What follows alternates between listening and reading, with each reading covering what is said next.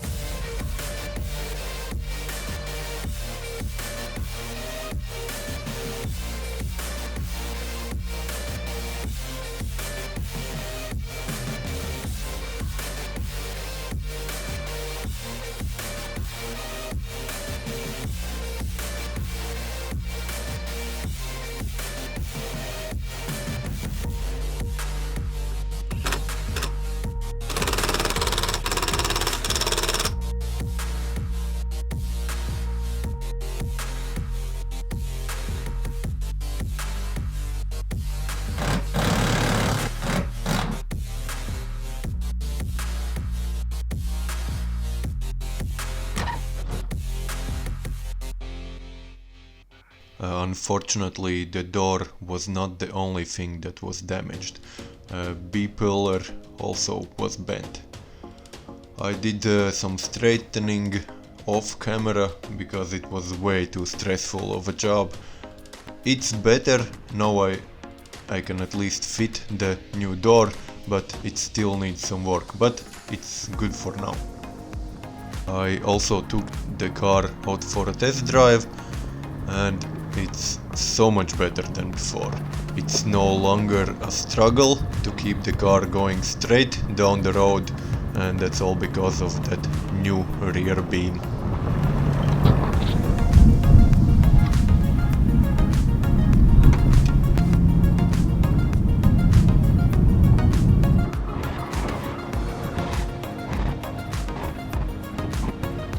After all that, I took the car to get inspected, so it can legally get back on the road. No big surprise here, but it failed. I got 7 inspection fail points and 5 advisory points.